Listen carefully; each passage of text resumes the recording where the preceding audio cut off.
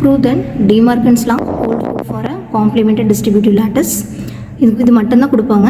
இந்த ரெண்டு ஃபார்முலாவும் நீங்கள் தான் ஞாபகம் வச்சுக்கணும். சரிங்களா? இது போகிறதுக்கு முன்னாடி இந்த பேசிக்கான கான்செப்ட் பார்த்தீங்கன்னா ஏ லோயர் பவுண்ட் ஏ பார் எடுத்தால் value 0, A upper bound A bar எடுத்தால் 1. It's applied for B also. ஓகேங்களா? இப்போ இந்த ரெண்டு கண்டிஷனும் நீங்கள் ப்ரூஃப் பண்ணிங்கன்னா அவ்வளோதான், இந்த De Morgan's law வந்து சாட்டிஸ்ஃபை ஆகிடும். ஓகே, அதுக்காக ஃபஸ்ட்டு 1 by 1 ப்ரூஃப் பண்ணலாம். ஃபஸ்ட்டு கண்டிஷன் பார்த்தீங்கன்னா ஏ அப்பர் பவுண்ட் பி ஹோல் பார், இது எப்படி ஏ பார் அண்ட் பி பார் எழுதலாம். இது சொல்கிறதுக்கு பதிலாக நம்ம ரெண்டு கண்டிஷனை ப்ரூஃப் பண்ணுறோம். அதாவது இந்த பார் இல்லாமல் எழுதுங்க, அதுக்கப்புறம் இந்த டேர்மையும் எழுதுங்க. இதுக்கு லோயர் பவுண்ட் போட்டால் ஆன்சர் 0ன்னு ப்ரூஃப் பண்ணணும். இதே டேர்முக்கு அப்பர் பவுண்ட் போட்டோம்னா ஆன்சர் 1ன்னு ப்ரூஃப் பண்ணணும். இது அதாவது இந்த ஒரு டேர்முக்கு இந்த ரெண்டு கண்டிஷன் ப்ரூஃப் பண்ணணும். அதே மாதிரி இன்னொரு கண்டிஷன் இருக்குது பாருங்கள், second condition.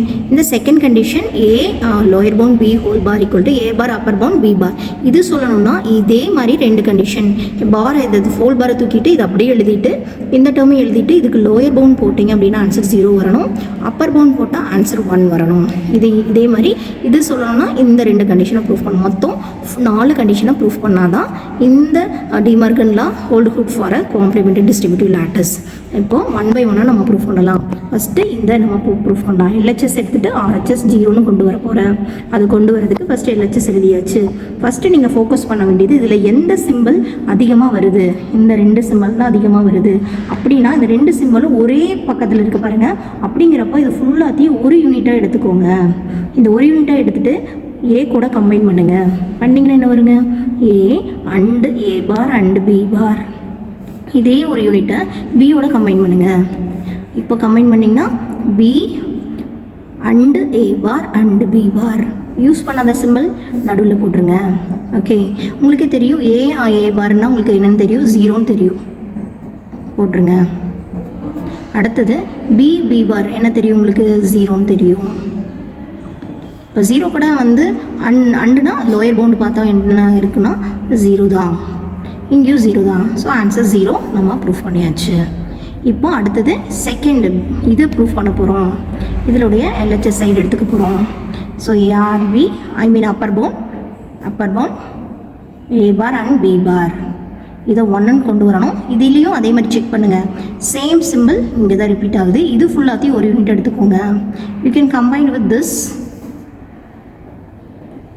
And similarly you can combine this with B bar. Use பண்ணாத சிம்பிள் நடுவில் போட்டுருங்க. இப்போ நம்மளுக்கு என்ன தெரியும், ஏ பாரோட வேல்யூ என்னென்னு தெரியும், 1. அதே மாதிரி பி பாரோட வேல்யூ என்னென்னு தெரியும், 1 தான் பெரிய வேல்யூ. நம்ம அதோட லோயர் பவுண்ட் அப்பர் பவுண்ட் பார்த்தோம்னா ஆன்சர் 1 தான். அதே மாதிரி இங்கேயும் 1 தான். 1க்கு 1 லோயர் பவுண்ட் பார்த்தா 1 தான் வரும். நம்ம ப்ரூஃப் பண்ணியாச்சு. இதுவும் ப்ரூஃப் பண்ணியாச்சு. என்ன சொல்லலாம், இந்த ரெண்டு கண்டிஷன்லேருந்தும் hence A bar B whole bar A bar and B bar satisfy ஆகிடுச்சு.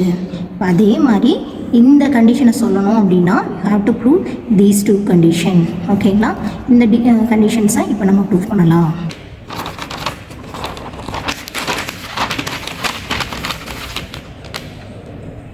இதுதான் நம்ம இது ப்ரூஃப் பண்ணுறதுக்காக will write first condition A and B A or B B bar. இதை எடுத்துகிட்டு நீங்கள் 0ன்னு கொண்டு வரணும். இப்போ பார்த்தீங்கன்னா இந்த பாருங்கள், இந்த சேம் சிம்பிள் இருக்குங்களா, இது ஃபுல்லாக ஒரு யூனிட் எடுத்துக்கோங்க. கேன் கம்பைன் வித் ஏ, என்னாகும் ஏ பார் ஆர் பி பார். அதே மாதிரி இந்த ஒரு யூனிட்டை you can combine with B. So combine பண்ணிங்கன்னா B or A bar or B bar. Use பண்ணாத சிம்பிள் நடுவில் போட்டுருங்க. Already you know that this values 1ங்க.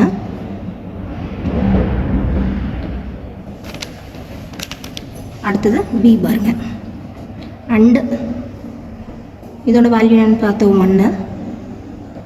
So 1 தான் இருக்கிறதுலே கிரேட்டஸ்ட் எலமெண்ட். அதுக்கு அப்பர் பவுண்ட் பார்த்தா 1 தான். And similarly here also answer 1. Okay, so therefore 1 condition is proved. Let us A and B upper bound பார்த்தோம்னா answer வந்து 1 வரணும். இதே டேர்முக்கு A and B lower bound பார்க்குறேங்க, ஆன்சர் 0ன்னு நீங்கள் ப்ரூஃப் பண்ணணும். ஓகே, அதுக்காக இந்த இது ஃபுல்லாமே பாருங்கள், ஒரு டேர்மாக எடுத்துகிட்டு you can combine with this and similarly you can combine with this use பண்ணாத சிம்பிள் நடுவில் போட்டுருங்க. இதோட ஆன்சர் என்ன தெரியும் உங்களுக்கு? 0 அண்ட் பி எப்படி இருக்கட்டும். இதோட ஆன்சர் என்ன தெரியும்? 0. ஸோ ஏ அண்ட் 0 கூட லோயர் பவுண்ட் எடுத்திங்கன்னா 0 தான். ஸோ ஆன்சர் ரெண்டுமே 0 தான். ஸோ இந்த ரெண்டு கண்டிஷனுமே ப்ரூஃப் பண்ணதுனால hence A and B whole bar equal to A bar or B bar. So hence proved. Thank you.